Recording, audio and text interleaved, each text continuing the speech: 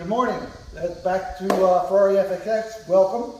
Today we're going to work on my 355. We have a little bit of a problem that actually has come up before. All my interior dash lights at night do not work. So when I turn the lights on, none of the interior dash lights work. I'm pretty sure it is a wire behind the cluster binnacle. So we're going to take that off and try to fix it permanently so I don't have this issue again. Hopefully it helps some of you out. Be sure to subscribe. Okay, in order to remove this cluster here, there are two screws, Phillips. One is right in this area. I'll try to point at it with my screwdriver. I can see that one. See it. Yeah. There's one. There's the other. We should be able to undo this, drop the wheel a little bit. In this cluster, there's a little tang on the top. You just got to do is work that tang out. It's almost like you push it and pull it out, and you'll see it here, hopefully in a short time. We've got the screws out on the bottom. You just lift it up, it looks like. There it is. You can take a picture of the back, Jeff. Well, I'm going to take those connectors off, and then we'll show you a detail of what I think the problem is. And we'll move forward. All right, we've got the instrument cluster out. There's 5 connectors. There's 3 that are kind of like this. This is like a little red thing that's supposed to go back on here. But it's this one here. It's got this little tang here that you push that releases that. And then this one here, it has like a little clip on the other piece that you pull. So like I said, there's 5 of these that are attached to the back of the cluster. And then he had like a little red thing, like I said, to fill off this. I don't know what it does, but he's got it in his hand. It'll slides right back on there. It's kind of like, I think, it kind of holds the wires on the back. Yeah, that's what it looks like. So we're going to go over here. And we've got the cluster out.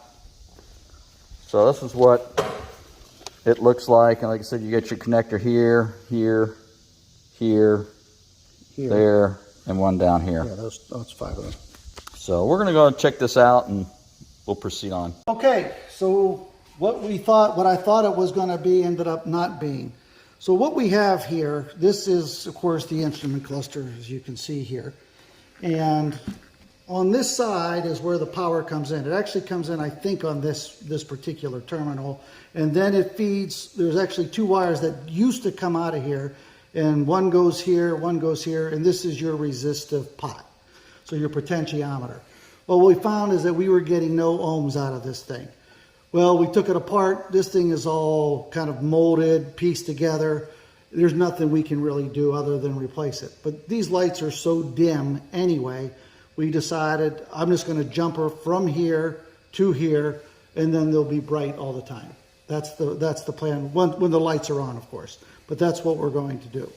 I may look for this part to see if it's available, but I'm really not missing it too much because I always have the rheostat on the most bright anyway. So that is our plan. Here's our jumper wire. We're going to do something like that. We'll make it work as best as we can so we don't have any issues with fitment, but I think we're going in the right direction. We have proved it. It does work. So we'll keep you posted. All right, we've got this jumper installed right now. Other than that completes this. We're going to go ahead and reinstall this in the car, and then we'll try her out. Like I said, by doing this, your lights are going to be on all the time, bright. They'll be on bright. Yes. They're not going to be on all the time, but they'll be bright all the time when you have the lights on.